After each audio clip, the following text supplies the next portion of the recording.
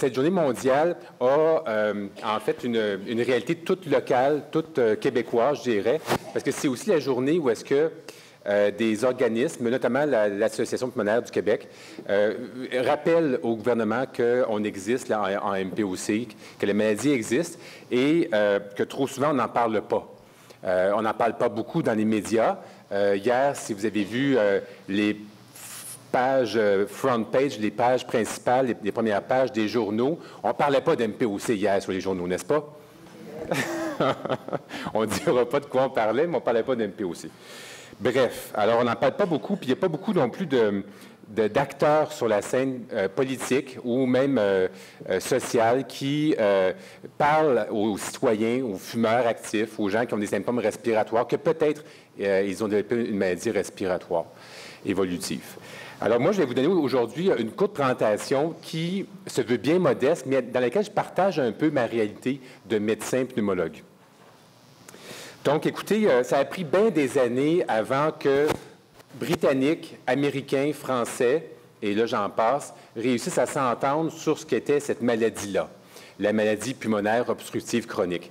Quand on regarde une des premières rencontres américaines au Colorado, dans les années 50, on disait, bon, l'emphysème, c'est une maladie terminale pour laquelle il n'y a rien à faire. Les Britanniques, ils se trompent un peu, puis ils appellent ça l'asthme. Alors, tu vois un peu le mélange qu'il y avait dans la terminologie, puis dans aussi l'évolution naturelle de chaque maladie. Pendant plusieurs années, d'ailleurs, il y a eu un certain pessimisme, ou si on veut, une eau stagnante en ce qui concerne la MPOC. Il n'y avait pas beaucoup d'avancées, il n'y avait pas beaucoup de traitements qui étaient disponibles dans les années 60-70. Les vieux bouquins de médecine témoignaient de pas grand-chose à faire en MPOC. Il n'y avait pas beaucoup d'optimisme. Aujourd'hui, on sait que c'est une maladie qui rassemble deux formes, deux manifestations, puis la plupart des patients présentent un mélange de ces deux manifestations-là. Donc, vous avez en haut ce qu'on appelle la bronchite chronique, qui est une fermeture des bronches avec une certaine sécrétion de mucus. Certains le font sortir, l'expectorent, le crachent, d'autres pas, d'autres moins bien et d'autres l'avalent. Mais finalement, au final, ça fait que le débit d'air s'en trouve réduit. L'autre manifestation, c'est une perte de l'élasticité naturelle du poumon qui fait en sorte qu'il se déforme un peu comme certains élastiques qu'on a trop souvent utilisés, qui finalement ne reprennent plus leur forme après avoir été étirés.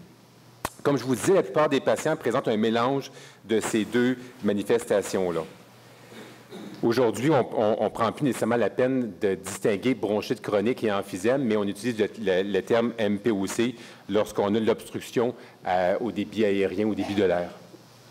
De quoi il y en est au Canada de la MPOC? Alors, comme ça, si je vous demandais quel pourcentage des Canadiens souffrent de MPOC, on répondrait quoi? 60 %, c'est beaucoup de Canadiens, ça? Ça en ferait beaucoup. Oui, 25 2. Alors, 10. Oui, 10, c'est un bon chiffre. 10, c'est un chiffre qui me plaît. Mais sachez une chose, c'est qu'on a de la misère quand même. Je vous montre un graphique ici qui témoigne seulement de la mortalité par MPOC au Canada, parce que c'est quelque chose qui existe dans nos hôpitaux. Les gens décèdent par MPOC. Puis vous voyez donc, la ligne grise ou noire, ce sont les hommes qui, au tournant des années 2000, ont connu un ralentissement puis un plateau de la mortalité par MPOC au Canada. Puis la ligne qui est bleue, ce sont les femmes.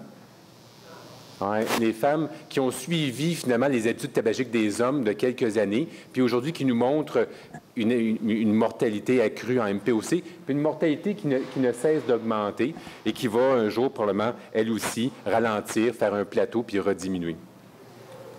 Le fardeau de la MPOC est grandissant aux États-Unis également. Puis là, on vous compare, c'est un peu petit, mais on vous compare différentes maladies chroniques qui montrent effectivement que la plupart d'entre elles, comme les maladies cardiaques, donc la mortalité par maladie cardiaque, par cancer, par maladie cardiaque, c'est en diminution, par cancer, j'ai de la compétition. Oui, c'est l'heure de la vaisselle. Exactement. Alors, par cancer, c'est en stabilité, mais par MPOC, c'est encore en augmentation. Fait que nos voisins américains, qu'importe pour qui ils votent, sont également comparables aux Canadiens. Des statistiques qui viennent de l'Ontario qui vous montrent, je m'excuse, j'ai accroché ça, qui vous montrent la prévalence, donc le nombre de patients dans la population, peut-être 10 peut-être un peu moins. C'est difficile de le dire parce que si vous allez sur la rue, puis vous regardez les gens passer, puis vous posez la question « Qui souffre de MPOC? » c'est pas évident. Qui souffre de MPOC importante? Ah, là, peut-être que vous avez plus de chances de réussir. Si vous regardez les gens passer, ceux qui ont des symptômes respiratoires, ceux qui sont essoufflés à la marche lente, là, vous avez moins de chances de vous tromper. Mais si vous vous demandez qui souffre de MPOC débutante ou légère, là, c'est plus difficile, parce que c'est celle-là qu'on manque en général. Si on regarde les statistiques canadiennes, excluant le Québec, là, mais au Québec, c'est à peu près la même chose qu'on retrouve également. On retrouve quand même que les patients qui souffrent de MPOC sont une cause majeure d'hospitalisation, de réhospitalisation et de re-hospitalisation. Certains d'entre vous le savent pour y être passés par là. Le CHUM m'a contacté il y a quelques semaines, puis on a une réunion prévue la semaine prochaine, parce qu'ils ont vu que comme maladie, comme patient, les gens qui présentent la MPOC ont 18 de chances d'être réhospitalisés dans le mois qui suit si ils le furent une première fois. Il y a un bruit, hein? Ça se peut-tu? Il y a un bruit ou non? Il y a une petite... C'est ça? OK. Parfait, d'accord. OK. Mais je ne suis pas... OK. Le coût annuel de la MPOC au Canada. Quel est, selon vous, le coût? Là, c'est difficile. Est-ce que j'ai des comptables dans la salle? Le coût annuel. OK. Parfait. Donc, écoutez, si on empile des billets de 100 la MPOC a environ coûté 4 milliards de dollars aux Canadiens en 2010. Ça, c'est les coûts des médecins, les coûts des médicaments, le coût des hospitalisations, des visites en urgence. C'est tout ça mis ensemble. Ça coûte à peu près ça. 4 milliards, c'est pas beaucoup. Quand tu regardes combien coûte le nouvel hôpital. C'est une blague.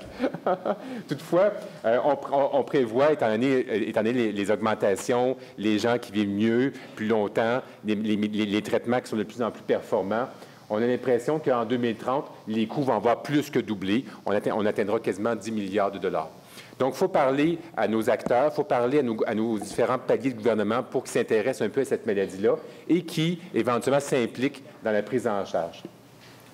Voyez-vous, sur ce graphique-là, vous avez les symptômes du patient MPOC qui apparaissent graduellement et qui augmentent.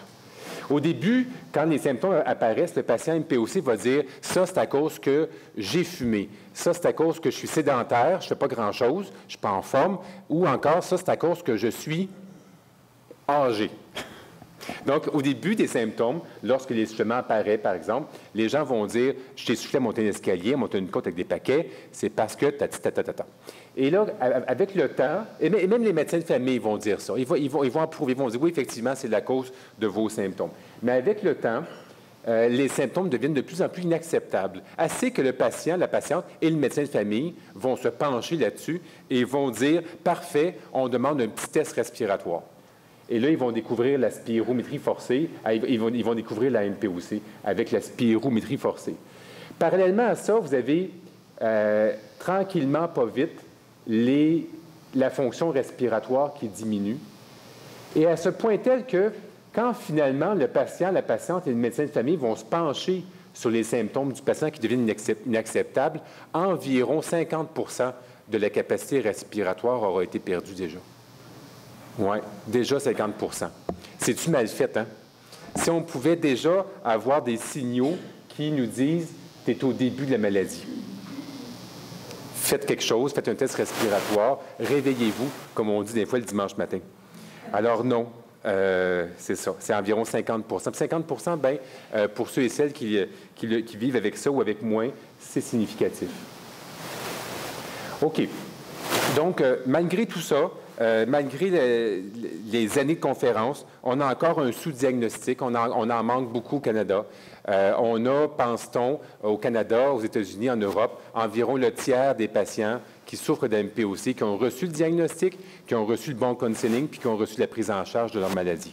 On pense qu'il y a le 2 tiers qui se promènent précisément dans la rue et qui, pour l'instant, sont anonymes, qui sont discrets, qui n'ont pas de diagnostic. Peut-être un jour, ils vont en bénéficier. Vous savez, dans ma propre pratique, il est assez fréquent de découvrir des maladies très avancées, mais très avancées, terminales, donc de gens qui ne sont pas ici aujourd'hui parce qu'ils ne peuvent pas. Ils ne peuvent pas se rendre, ils ne peuvent pas sortir, ni été ni hiver. Et donc, chez des gens qui l'ignoraient jusque-là et chez qui ça n'avait jamais été posé. Des gens qui faisaient des bronchites, des pneumonies, des symptômes respiratoires significatifs, handicapants, mais chez qui on n'avait pas posé de diagnostic. Comment on pose le diagnostic, justement? Alors, évidemment, les temps ont changé. Je vous dirais, on ne se colle plus l'oreille sur le patient pour l'entendre sciller. D'ailleurs, si on attend que l'examen physique me renseigne, si on attend que l'examen physique me dise que la MPOC est là, j'ai déjà une maladie qui a progressé, qui a avancé. Les temps ont changé aussi parce que j'ai plus d'infirmières qui me suivent comme ça en arrière puis qui prennent des notes quand je parle. Elles sont trop occupées maintenant. Je suis mieux d'être gentil parce que... Alors, on recommande de faire le test respiratoire. Gonflez bien vos poumons. Soufflez fort. Soufflez, soufflez, soufflez. Bon, le test que vous aimez tant passer. On recommande de faire celui-là si vous avez au moins 40 ans, que vous avez des symptômes respiratoires de toux, de crachat, d'expectoration, que vous avez des sibilances, des sifflements, que vous avez un orchestre dans vos poumons ou que vous avez encore des infections respiratoires plus ou moins fréquentes. Alors, on recommande effectivement de faire la spirométrie forcée. J'avais des belles photos de patients la faisant, mais il faut toujours faire attention pour les droits d'auteur quand on montre des photos. Donc, j'ai pris ce jeune homme ici.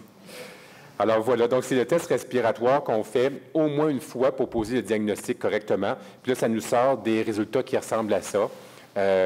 Ça peut vous paraître du chinois, mais pour la plupart des médecins non pneumologues, c'est aussi du chinois.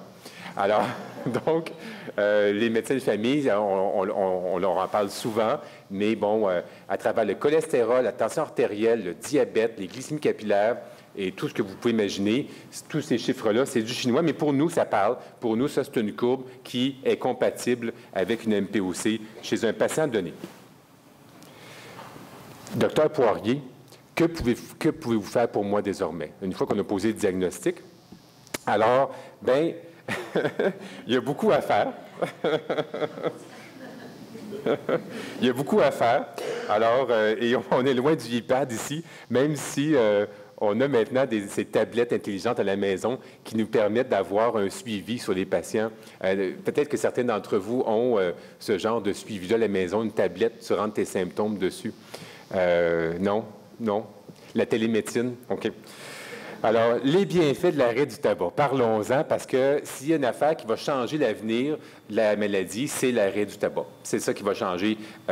Puis je vous montre un graphique qui a été publié par Fletcher en 1976, année importante, en 1977, année importante, mais qui montre finalement que, bon, la ligne verte en haut, c'est si tu n'as jamais fumé ou si tu fumes, mais que ta génétique fait en sorte que tu n'es pas sensible à l'effet du tabac.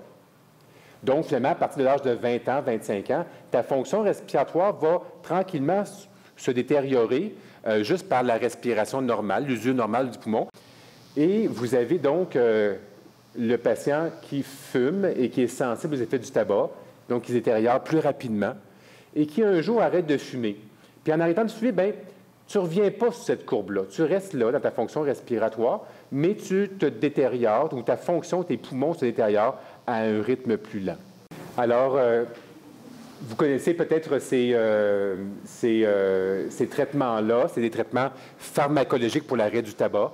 Donc, vous avez les thérapies de nicotine en gomme, en spray, en patch, qui s'associent à un certain gain, un certain succès dans l'arrêt du tabac. Vous avez le Ziban, qui également a un certain gain. Le Ziban, c'est un antidépresseur avec certains effets secondaires au niveau neurologique, entre autres au niveau de la qualité du sommeil.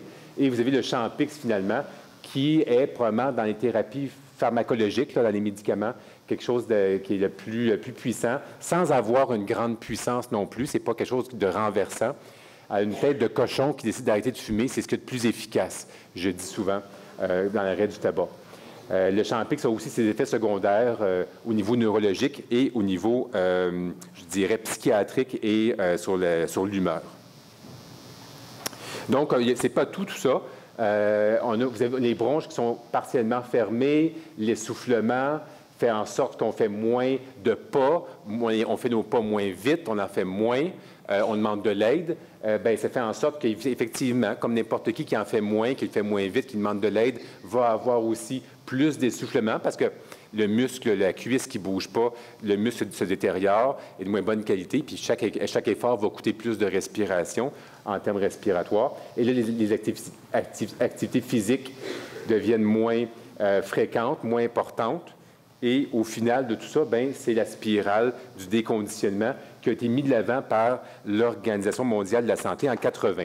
Cette spirale du déconditionnement, on la connaît et le but de nos interventions en gymnase ou en réadaptation pulmonaire, c'est toujours de la remonter puis de revenir finalement à une qualité de vie qui permet pas trop d'essoufflement puis des activités physiques en quantité adéquate ou satisfaisante. Alors, la prescription de l'adaptation, c'est souvent du mystère. En tout cas, pour les médecins de famille, ils ne sont pas toujours à l'aise de dire aux patients quoi faire et combien en faire également. Il y a aussi des craintes parfois. Moi, je dois vous avouer que dans les escaliers de l'hôpital ou dans les escaliers de Montréal, on en a beaucoup d'escaliers à Montréal, je n'ai pas un patient qui est mort. Les gens ne meurent pas dans l'escalier de l'hôpital ni dans leur escalier. C'est pas là que les gens ont des problèmes. Les gens ont des problèmes dans leur salon ou dans leur lit. OK? Fait que je dis souvent aux gens, un exercice physique qui est mesuré, qui est bien prescrit. Puis le but aujourd'hui, c'est pas de faire ça ensemble, mais il ne faut pas avoir de peur de prescrire ça, de dire aux patients de marcher. La marche nordique avec les bâtons est encore meilleure parce qu'elle stabilise.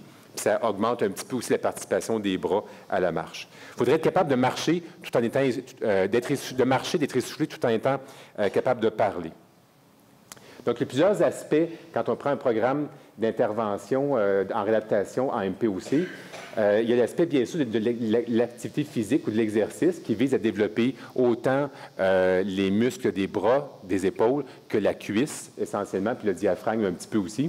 L'intervention psychosociale, il y a parfois des problèmes d'anxiété qui sont vécus par rapport au fait de sortir de chez soi, de l'anxiété par rapport au fait de faire un exercice physique qu'on ne contrôle pas, entre autres sur un tapis roulant.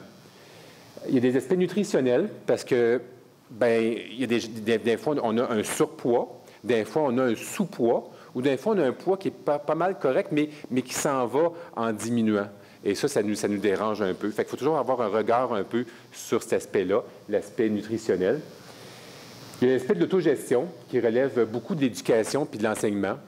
Qu'est-ce que je fais quand je suis essoufflé? Est-ce que je cours après ma pompe de Ventolin ou bien je fais une technique respiratoire, je m'assois, je ralentis? Qu'est-ce que je fais quand je suis essoufflé? Qu'est-ce que je fais quand je commence à avoir plus d'encombrement à la suite d'un rhume, que mes expectorations, mes crachats deviennent beige, jaune, vert? Qu'est-ce que je fais dans ces moments-là? À quoi j'ai affaire? Donc, c'est beaucoup de l'autogestion, de l'éducation. C'est de dire finalement, comme on le fait dans d'autres maladies comme l'hypertension ou le diabète, de dire finalement, voici quelques outils pour gérer ta maladie et éviter de te ramasser toujours dépendant des salles d'urgence ou des cliniques sans rendez-vous. Et finalement, il y a aussi, il ne faut pas l'oublier, les bonnes pompes, c'est-à-dire donc les médicaments en inhalation qui ne sont pas à prendre aux besoins, mais celles qui vont vous donner pendant 24 heures ou 12 heures un soulagement durable des symptômes respiratoires. C'est tout ça ensemble qui fonctionne. Si on peut changer le décours de la MPOC, c'est à travers une intervention qui réunit tous ces aspects-là. Si vous n'en prenez qu'un seul, parfait, je vais prendre ma pompe, parfait, je vais essayer d'être moins anxieux, l'effet est beaucoup moins important. L'effet est beaucoup moins important, entre autres, si on parle à nos gestionnaires d'hôpitaux, entre autres sur les hospitalisations ou sur la durée de séjour à la salle d'urgence ou à l'étage. Donc, parlons-en des séjours hospitaliers parce qu'une bronchite aiguë, une exacerbation, une détérioration de la MPOC qui oblige donc à la prescription d'antibiotiques, par exemple, et de cortisone, c'est temporairement, à tout le moins, une diminution de la fonction respiratoire. Les symptômes respiratoires sont augmentés, puis comme vous le verrez, pendant un certain temps. Pendant un certain temps, la tolérance à la marche va diminuer, puis la qualité de vie va prendre un coup également. C'est aussi l'endroit des fois où s'installent des symptômes anxieux ou dépressifs. Puis finalement, on a durant cette période-là une mortalité puis une morbidité qui vont augmenter. Les patients, c'est là que les patients peuvent faire des complications cardiaques ou encore des diarrhées et on pourrait nommer une liste de complications potentielles. La récupération est lente. Ça, c'est un groupe de MPOC de Londres. Donc, ça répète Montréal parce que ça ressemble beaucoup à ça. Quand tes symptômes apparaissent, boum, c'est quelques jours avant. On dit en général 4 jours avant.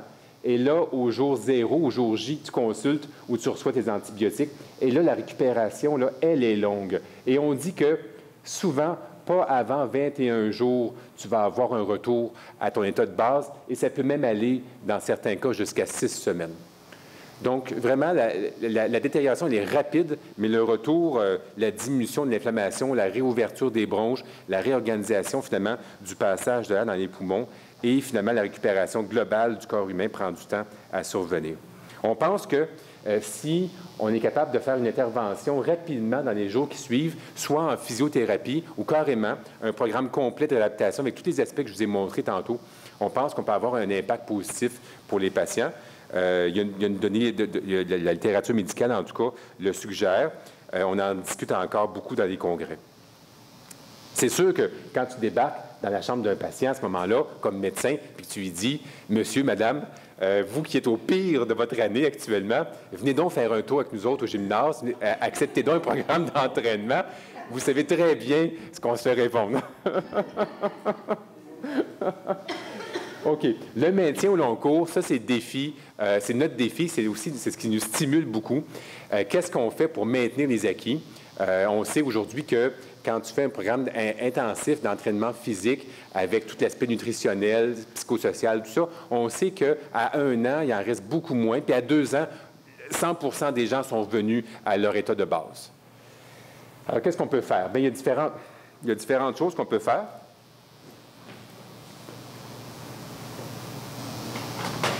Il y a différentes choses qu'on peut faire. Alors, on peut avoir des programmes qui sont plus longs. Effectivement, nous, ici au CHUM, à l'Université de Montréal, on a un programme qui dure 8 semaines, alors que plusieurs centres ont des programmes qui durent 4 semaines. On peut le faire aussi dans des contextes où est-ce que la maladie va moins bien, d'exacerbation. Il y a des gens qui ont proposé ça. Ils ont dit, soyez proactifs et faites-le quand les patients, justement, sont au pire de leur forme physique. On peut refaire des programmes de plus courte durée par la suite. On peut avoir des gens qui viennent 1 fois, 2 fois par semaine ou qui viennent à l'occasion pour donner une certaine permanence ou consolider les gains qu'ils ont eus au niveau de leur technique respiratoire, au niveau de leur façon de faire certaines activités. Et finalement, il y a des stratégies également pour modifier les études de vie. Alors, par exemple, bannir les ascenseurs. Donc, quand on n'est pas là, quand moi je ne suis pas là derrière le patient MPOC, puis qu'il décide ou qu'elle décide de justement garer la voiture un peu plus loin quand on va à l'épicerie ou encore de prendre l'escalier plutôt que l'ascenseur, mais quand je ne suis pas à côté pour l'encourager puis l'inciter, mais que la personne décide de le faire lui-même ou elle-même, c'est ça le gain finalement à long terme. Claude, où est-ce qu'on s'en va avec tout ça, avec toutes ces pompes? Qu'est-ce qu'on fait? C'est pire, hein? Parce que maintenant, il y a plein de pompes, il y a plein de couleurs, puis des fois, à chacun des rendez-vous médicaux, on propose un changement. Oui, parce que après des années où est-ce qu'il n'y avait pas grand-chose, où est-ce qu'il y avait un médicament qui s'appelait l'Atrovent pendant 20 ans, 25 ans, puis l'Atrovent n'était pas mauvais, mais c'était une courte action qui durait 3-4 heures, puis on était toujours en train de chercher sa pompe d'Atrovent. Après donc des années, eh bien, on a des médicaments qui ont des longues durées d'action, qui ont moins d'effets secondaires, puis on n'a pas juste un, on en a plusieurs. Parce que si les années 90 furent les années de la cardiologie, bien les années 2000 sont celles du poumon, de la pneumologie, puis de la MPOC. Alors, ça, c'est un beau schéma coloré qui nous vient de la Société canadienne de thoracologie, puis qu'on trouve online sur le web facilement, puis qui vous montre finalement qu'à la base de tout ça en jaune, c'est l'arrêt du tabac, la prescription de l'exercice, l'éducation sur la maladie et l'autogestion. Comment le patient peut lui-même ou elle-même gérer ses symptômes sans avoir recours toujours aux salles d'urgence. Vous avez les courtes actions qui viennent juste après. Donc, la plupart de nos patients devraient avoir un Ventolin ou un Bricanil, quelque chose à utiliser avant l'exercice physique plus important ou encore quand ça va moins bien. Et la plupart de nos patients ont des médicaments pour ouvrir leurs bronches, mais de longue durée d'action qui durent 12 heures ou 24 heures. Et même certains vont avoir des médicaments qui contiennent la cortisone. Quand ça fonctionne bien pour eux autres, c'est indiqué, on les garde à ce moment-là. Un plus petit nombre de patients vont avoir besoin d'oxygène et finalement, un nombre maximal de patients ont besoin de réadaptation pulmonaire. Les médecins me disent souvent, Claude, nos patients aimeraient bien faire le programme en gymnase ou à domicile, etc., mais les centres sont peu nombreux et le temps d'attente est un peu long également. Mais on travaille beaucoup là-dessus. On travaille là-dessus sur différentes stratégies pour rendre le service plus accessible, en ouvrant notamment des centres dans des réseaux de Montréal où est-ce qu'il y a moins de services, comme l'Est, justement. Donc, à 12 mois, écoutez, les Canadiens, les Canadiennes, là, ce n'est pas des pros et des champions pour prendre leurs médicaments tous les jours, puis surtout pas les pompes, pour toutes sortes de raisons. Pour toutes sortes de raisons, les médicaments sont oubliés ou ne sont pas pris religieusement. Évidemment, quand les symptômes sont présents au quotidien, on a plus tendance à y penser. Quand c'est une maladie qui est variable, quand on a des bonnes journées, « Oups, je l'ai oublié », bien c'est ça, ça peut arriver. Évidemment, plus la pompe, si on regarde, à l'époque, pour ceux et celles qui avaient le Combivent, c'est une pompe qui était transparente avec un bouchon orange sur le bout. Le Combivent? Non? Vous avez sûrement eu ça entre les mêmes années, ou en tout cas, c'est des médicaments qui ne durent pas longtemps, que tu prends plusieurs fois par jour. C'est sûr que les gens avaient tendance à l'oublier parce qu'à un moment donné, c'est un médicament qui avait finalement juste qui avait justement eu un effet tellement court que quand tu allais bien, que tout ça, tu n'avais pas de symptômes, tu le laissais de côté. OK. L'autogestion, donc de reconnaître ces symptômes infectieux lors d'une bronchite aiguë, de pouvoir les reconnaître rapidement, précocement, d'aller chercher à la pharmacie un plan d'action antibiotique et ou cortisone, c'est quelque chose de payant. Et les Québécois l'ont montré par cette étude-là, qui montre finalement que, qui montre en grosso modo 50 de réduction dans l'achalandage à l'urgence des patients MPOC infectés. Alors, imagines-tu 50 moins de gens dans les salles d'urgence qui sont là pour avoir, à cause d'une bronchite, pour avoir des antibiotiques et ou de la cortisone. Il n'y a pas beaucoup d'interventions qu'on a en maladies respiratoires, en pneumologie, en MPOC, qui sont aussi efficaces que celles-là. Alors, donc, de redonner les clés au patient, de lui montrer comment reconnaître ses symptômes et qu'il soit capable, lorsque les symptômes sont là, qu'il soit habile à les reconnaître, pas une semaine plus tard, c'est trop tard, it's too late. Tout de suite, quand ça survient, il semble-t-il que c'est très payant, et tellement payant que nos gestionnaires l'ont reconnu, puis ont dit oui, ça vaut la peine d'avoir des infirmiers et des infirmières qui vont prendre le relais et qui vont faire donc toute cette éducation-là, puis qui vont être là au téléphone pour coacher ou pour encadrer justement les prises de décision. Ça, c'est un exemple du plan d'action qui vient de la Société canadienne de toxicologie, mais il y a différentes versions qui existent et également différentes façons de le faire. Le dispositif fait-il une différence? Est-ce que le type d'inhalateur, sa couleur, si c'est un spray, si c'est une poudre, est-ce que ça fait une différence finalement? La réponse est oui. Donc, la réponse est non, mais à condition que tu sois habile pour l'utiliser. Ce genre de technique-là, dans laquelle tu t'envoies du Ventolin un peu partout dans le visage, c'est pas très efficace. Si tu n'es pas capable de prendre bien ton Ventolin adéquatement ou d'avoir une chambre d'espacement, on va te mettre au Bricanil, qui est une poudre qui est comme du Ventolin et qui va donner une bronchodilation rapide et de courte durée. Même chose pour les poudres, il faut faire attention. Donc, il faut voir si tu as bien inhalé, si tu as bien tiré. Parfois, si c'est une capsule, parfois, si elle est transparente, parfois tu peux regarder. Si il n'y a pas de capsule, parfois tu peux brasser puis voir s'il en restait à l'intérieur puis le faire sortir. Ce que je veux dire par là, c'est qu'il n'y a pas un inhalateur qui convient à tout le monde. One size fit all, ça n'existe pas avec les inhalateurs. Et si vous avez l'impression, si un patient a l'impression que ça ne fonctionne pas comme prévu, qu'il n'y a pas l'effet escompté, on va se questionner, on va revoir la technique et, au besoin, on va faire un changement. La prévalence de la MPOC est en hausse au Canada, mais la maladie est souvent sous-diagnostiquée. Alors, écoutez, ça fait plusieurs années. J'ai l'impression que c'est moins pire actuellement, puis ça vaudrait la peine de faire, justement, dans les années 2000, fin 2010, début 2020 bientôt, de reprendre le pouls à ce sujet-là.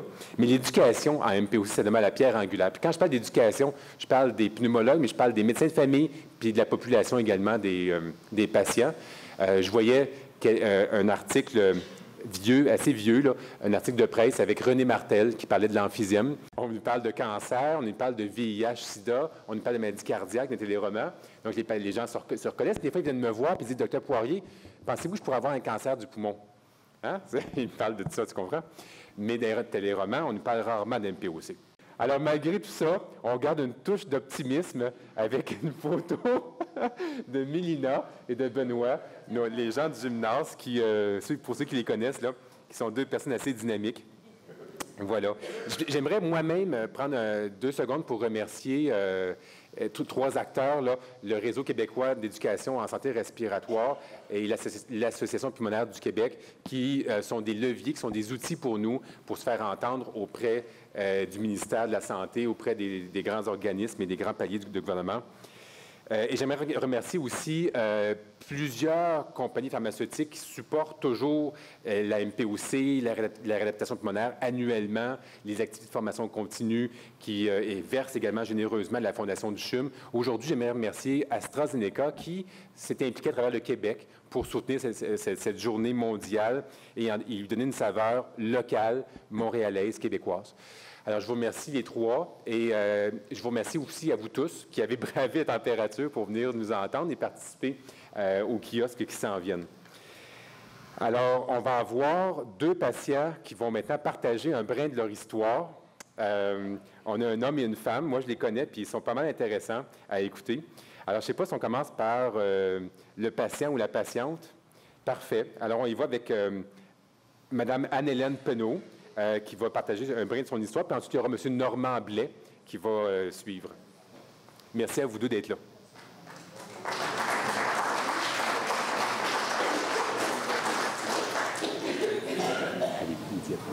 Non. Non. Bon. Bonjour.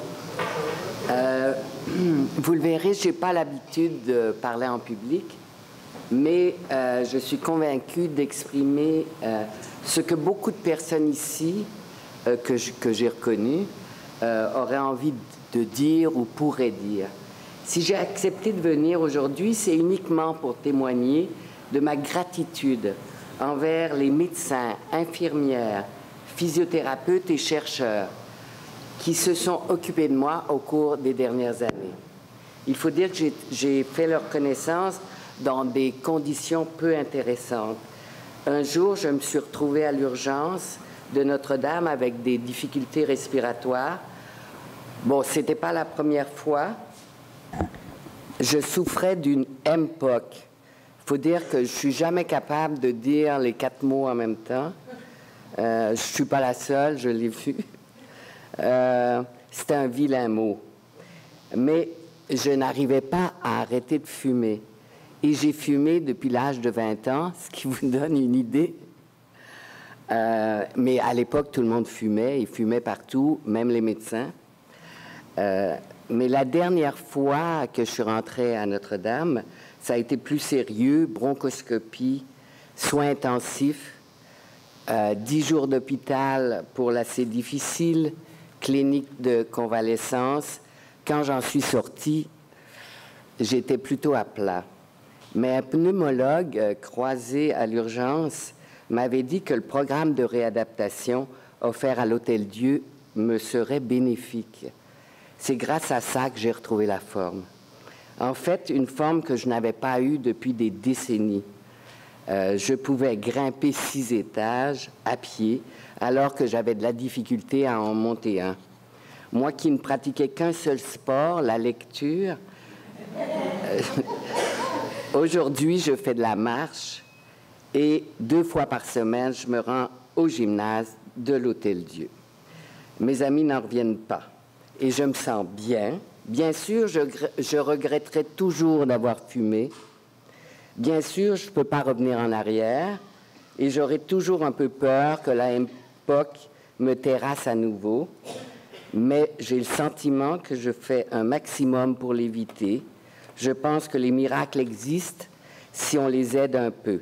C'est pourquoi il faut que les soins et services qui m'ont été offerts soient protégés, car d'autres que moi peuvent voir leur vie changer pour le mieux à cause d'eux. Merci.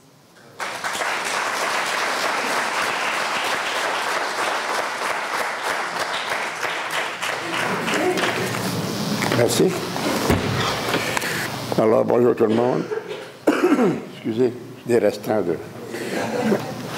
je suis Normand Blais, j'ai 80 ans et je suis affligé de l'MPOC depuis 8 ans déclarés. Mais je l'étais sûrement avant. Parce que j'ai commencé à fumer à l'âge de 13-14 ans, ma première cigarette. Je me pensais homme. Je prenais de la bière. Je parlais anglais. Puis... Mais par contre, après plusieurs années, disons, de fumer un paquet et demi quand je prenais de la bière, j'ai arrêté de fumer à l'âge de... Quand je savais, non? Ça fait 8 ans. J'ai 80, ça fait que... Allez. Et... excusez-moi. Ça va, je vois que oui, c'est bon de venir ici, ça me fait dégager. J'ai commencé il y a 8 ans, quoi. 8 ans, j'ai arrêté de fumer, puis 8 ans que j'ai eu des problèmes de respiration tout le temps. Et bien, voilà que, voyons, à un moment donné, j'ai eu une pneumonie double qu'on appelait dans le temps. 10-15 jours d'hospitalisation. Et après avoir eu des conseils judicieux du personnel de l'Hôtel-Dieu, bon, j'ai été, comment ça s'appelle, l'hôpital Mont-Sinaï, pas en Égypte, ici. J'ai été 5 semaines, et c'est là qu'on m'a montré des exercices pour le débuter, et qu'on m'a conseillé de l'oxygène, 16/24. Par contre, je ne la prends pas 16/24. Je n'ai pas besoin tout le temps. J'en ai besoin quand je me dérange, quand je fais un effort. Est-ce que c'est plus... Pas votre cas. Ça m'a inspiré. Excusez.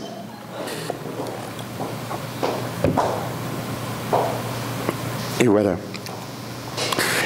Et j'ai commencé, oui, ils m'ont suggéré ça.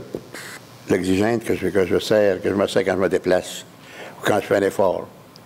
Parce qu'avant, je ne pouvais même pas monter aucune marche d'escalier. Mais là, j'ai appris à respirer et comment me servir des escaliers à l'Hôtel-Dieu grâce à mes professeurs épouvantables qui sont très gentils, ils sont là. C'est la méthode... tu prends une grande respiration, tu montes 3 marches en expirant. Tu reposes, tu montes 3 marches, tu expires. Bec pincé, surtout. Et quand tu arrives en haut de l'escalier, peu importe la hauteur, tu arrives en haut le même état que tu étais quand tu es parti en bas. Et c'est la méthode à prendre quand tu as des problèmes respiratoires. Qu'est-ce que j'ai fait d'abord de ça? J'ai fait beaucoup de choses. Mais là, c'est parce que c'est la première fois que je tombe devant le monde. C'est vrai. Et voilà que... qu'est-ce que... Évidemment, j'ai été conseillé d'aller faire des exercices. C'est ça que j'ai fait depuis quoi, 1 an et demi. Et avec des professeurs comme on a ici, j'ai fait le mardi et le jeudi, faire des exercices à l'Hôtel-Dieu, comme vous, madame. Et ça m'a permis de 100% de changement. Mon appétit est venu. Je suis plus encouragé. Ça ne me fatigue pas de porter l'oxygène. Avant, ça me tenait, ça me gênait même. Tu sais, tu te promènes avec ça, tu as l'air d'un infirme. Ben, c'est pas vrai pour tout. Tu es aussi bon que la plupart des gens qui sont autour de toi. Fait que c'est facile à porter, puis il ne faut pas s'en gêner. Et surtout que ça ménage ton cœur, parce que si tu n'as pas d'oxygène, le cœur travaille plus fort. Ça influence les reins, parce que c'est ça que mon affreux m'a dit, mon nephrologue. Tout se suit. Et je tiens, évidemment, j'ai eu des conseils de toutes les sortes qui étaient bénéfiques pour moi.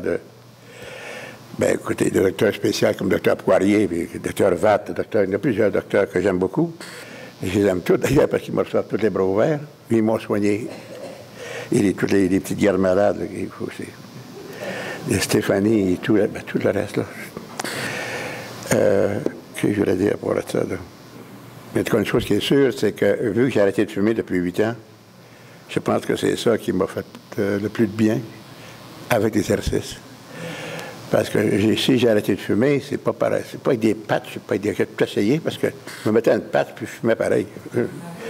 J'étais pas qu'à dormir. Là, mais le mieux de tout, c'est que tu dis t'arrêtes. Moi, je me suis touché, j'étais plus capable de prendre mon souffle. Fait qu'il dit, si je veux souffler, il faut voir quelqu'un. Fait que j'étais allé voir le docteur.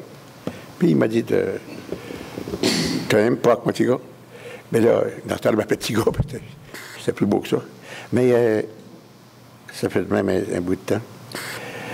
J'étais soulagé, en tout cas, d'avoir l'oxygène et d'avoir des exercices réguliers. Et je ne sais pas si j'oublie quelque chose. J'ai pris des notes, mais je ne sais pas me lire.